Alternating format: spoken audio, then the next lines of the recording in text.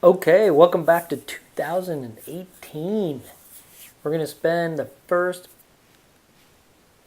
blog post of the year on, again, creating clarity of vision because there's some things we need to wrap up around our goals before we really put them into action for the new year. And 2 weeks ago, I asked you to write down your goals however you wanted to, because the most important thing was getting them out of your head and onto paper, whatever form that took, whether a book or a piece of paper. Didn't matter. Or maybe you typed them up and printed them out. This week, we're going to take goal setting to the next level with some tips to make them more alive and more effective for you throughout the year. But first, let's review the 7 core goal setting areas again, one more time. Number 1 was your being. And what are you doing to be as healthy as you can in your mind, body, spirit, and emotions? Because if you're not together, there's not much you can do for other people and the rest of the world. Secondly, relationships. Not only your significant other, but your family, your friends, your community, and others throughout the world. What are your goals around relating to people? Number 3, what is your career or your mission? The way in which you're adding value into the world. How are you bringing your gifts to bear every day to add value to others? Number 4, what are the financial outcome goals that you have? Not only for your income, but your savings. And when do you expect to be financially independent so that you can choose what you do every day?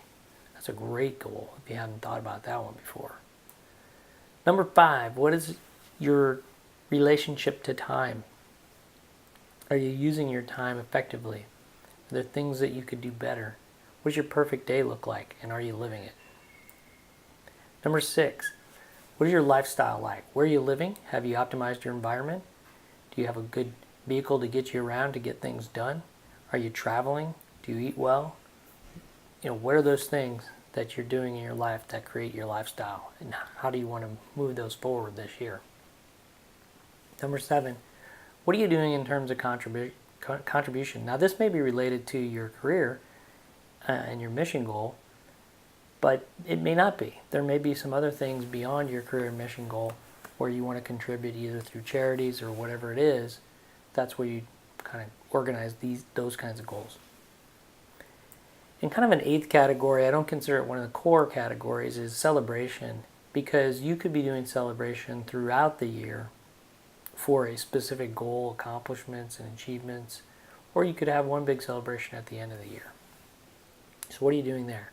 Okay, with that quick review behind us, let's take a look at a couple concepts from The One Thing by Gary Keller. It's probably the best goal-focused book that I've ever come across. And what Gary says in a nutshell is, you can have a really long to-do list, but there's only a couple things on your to-do list that should go on your success list. And he's got a key question that if you ask this in every area that we just reviewed, it'll really be enlightening for you. What's the one thing I can do such that by doing it, everything else will be easier or unnecessary? That's a great question. So make sure you ask that for every goal area that you're setting goals in. Gary also goes over 6 productivity myths, and I want to take a minute to go over those because those are important as you get into setting goals and looking at how you're going to execute in your year. He says first, everything matters equally. No, it doesn't. What's your one thing in each area of your life that matters the most? Think about that. Multitasking is a myth. There's a cost to multitasking called context switching, and it's when you continuously move from one area to another, and some of you probably know what I'm talking about here, and it's one of the biggest areas of ineffectiveness out there. So focus on the one thing that's important. The third myth is that it takes a disciplined life to be successful. And what Gary says is no, it really just takes habits to lead to success. And habits can be built. And I recommended an app a couple weeks ago. I'll put it in the blog notes again, called The Way of Life. It's a great app for setting habits. Number 4, willpower is always on will call. Gary spends a good chapter on this in the book, and it's really great because he says, no, that's not true, because you will eventually deplete your energy, and you have to manage your time and your energy to focus on what's most important. The fifth one is a great one for a lot of people too, because everybody thinks, oh, I can have a balanced life. But Gary does a great job of pointing out that that's not really true, because in order to be really effective, sometimes some things in your life need to be put on hold so you can focus on that one thing that really matters at that moment. And then you can always come back to those other things. But you need to set your life up in a way that you can make that happen, and the people around you support you in when you get into focusing on one thing at a time.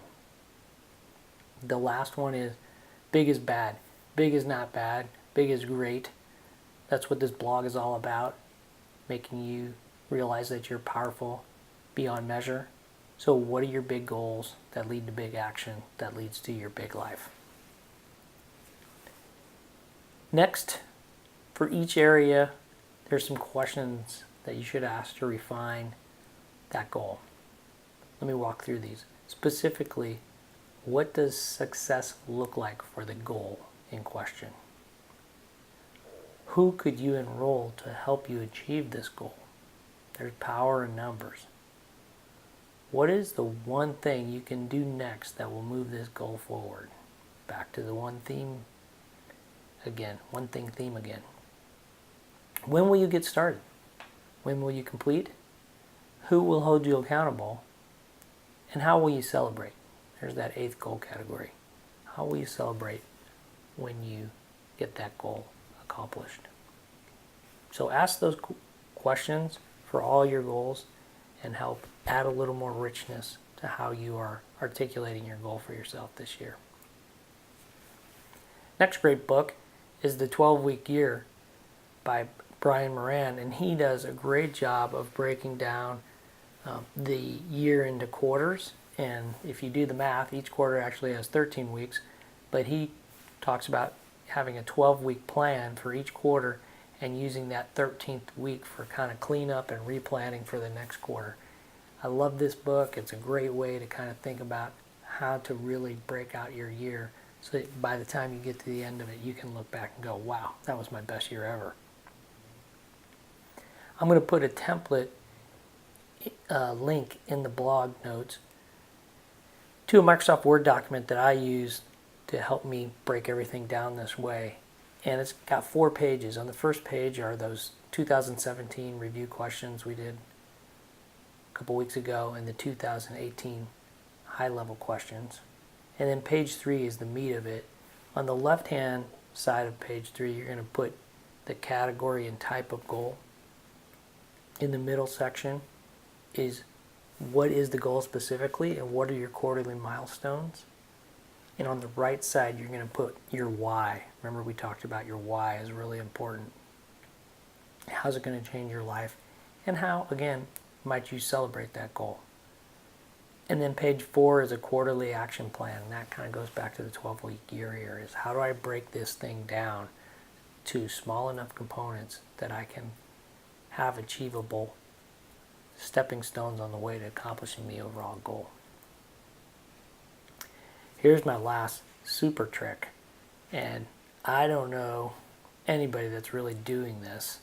I've talked to a bunch of people about it, and nobody's really taken me up on it. So if you do, it's super powerful, and that is to take your goals, copy and paste them into a Word document so that they flow in a reading format, and then copy and paste them into a tool I'll put a link to called From Text to Speech. And what that does is take your written goals and converts them into a little MP3 file that you can drop on your smartphone. You can play it in the car, you can play it while you're getting dressed, you can play it anywhere that you have a few minutes to go through your goals. And the more that you review your goals like that throughout the days and weeks and months, the more that they happen. Next week, we're going to be talking about additional tips like this, like turning your goals into an MP3, so that once you're done setting your goals this week, you should be done this week, I'm going to give you a bunch of new tips for making sure that you stay on track throughout the year. Hope you enjoyed this blog post, and we'll see you next week.